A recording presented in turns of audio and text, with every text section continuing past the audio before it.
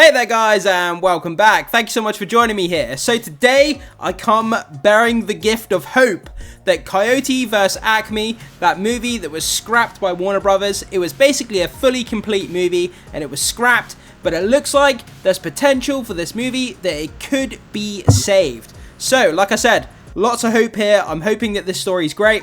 I want to see this movie get saved. The concept sounds bananas and fun, and I know a lot of you guys were disappointed that this movie was scrapped, but let's hope that we do get it back on the big screen sometime soon.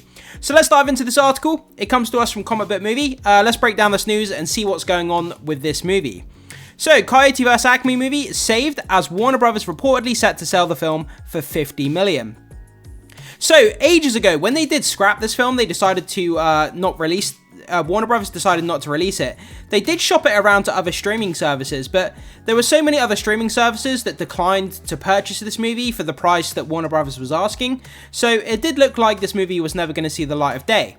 But that looks to change. Let's find out why. So, while it was once seemed improbable, it looks like Coyote vs Acme may soon be coming to a theatre near you. Give me the Wile E. Coyote that I grew up with, watching cartoons of. The guy was hilarious. I could never get enough of the funny contraptions he would build to try and catch the Roadrunner, and it always went wrong, and it always turned out so funny. So according to Deadline, Ketchup Entertainment is in advanced negotiations to acquire the animated live-action hybrid feature from Warner Brothers in a deal that's estimated to be in the $50 million range. So that's the name there, Ketchup Entertainment. I can't say that I'm familiar or that I've heard of them. I think they have, released movies before. The new Looney Tunes movie that's just come out, The End of the World, or whatever it's called, they just released the new Looney Tunes movie. So it looks like they're firmly in the business of, these kind of cartoon features.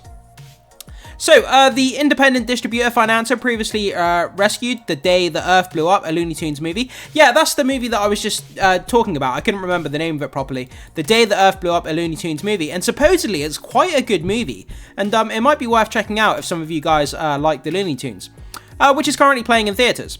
So, in recent years, Ketchup has also been behind the release of Weekend in Taipei, Goodrich, Hellboy the Crooked Man, Memory, Ferrari, Hypnotic, and Bushwick.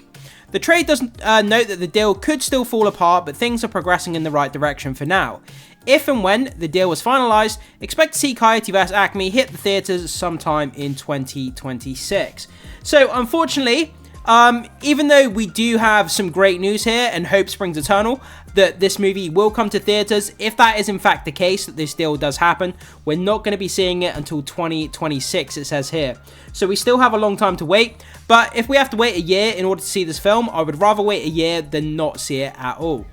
The studio previously tried to sell the film early last year for approximately $70 million. Yeah, like I said, they shopped it around to other streaming services, but for some reason, nobody wanted to pick it up. They obviously didn't see that there was any profitability in the movie, so all the other kind of streaming services or movie production companies kind of declined to purchase the movie for what Warner Brothers were asking. But it looks like instead of selling it for 70, they're now selling it for 50. So they're doing a bit of a deal, cutting off some of the, cutting down the price, I should say, from 70 to 50, and trying to sell it to this company. What was it called again? Ketchup Entertainment. So, the film early last year for approximately $70 million, which is believed to be in the same range as the film's budget, but there were no takers at the time. So, the film stars the following cast list there, guys. Have a pause and read of the cast list at your own leisure if you want to. David Green was in the director's chair with a screenplay from Sammy Birch. James Gunn and Jeremy Slater also contributed towards the film's story. Gunn was also attached as a producer. So prior to its shelving, the feature had tested well, but was scrapped as a tax write-off. The same thing that happened to the Batgirl movie, which again was unfortunate. We're never going to see that movie. During the era of many in the industry, including Spider-Man Into the Spider-Verse producer Phil Lord, who said, quote, "It's an anti-competitive, if one of the biggest movie studios in the world shuns the marketplace in order to use a tax loophole to write off an entire movie so they can easily merge with one of the bigger movie studios in the world, because it seems anti-competitive." I mean, there's a lot of thoughts about what David Zaslav's been doing over at Warner Brothers about these tax write-offs and merging into different companies and all that kind of stuff. I'm not a business analyst. I'm not educated enough on the business side of Hollywood to really comment on all these kind of things, but I know there's probably a lot of you guys out there that have comments about David Zaslav and his kind of methods about axing these fully made movies. You know, it hasn't gone down well in Hollywood, and it hasn't gone down well with some fans, which is understandable.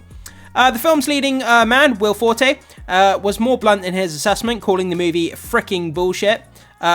Calling the move, sorry, not the movie. Calling the move, not the movie. I mistakenly read that. Let me say that again. So, Will Forte was more blunt in his assessment, calling the move fricking bullshit, before adding, I can't tell you possibly why the decision was made not to release it, but it makes my blood boil. Yeah, I mean, that's the same with anybody though, isn't it? When you put your blood, sweat and tears into any work in any part of your life, you know, whether it's in the movie industry, whether it's in any kind of other industry, and then ultimately you've poured all this time and effort into a project only for it to be cancelled, I mean, it would make anyone's blood boil, you know, so I completely understand where he's coming from.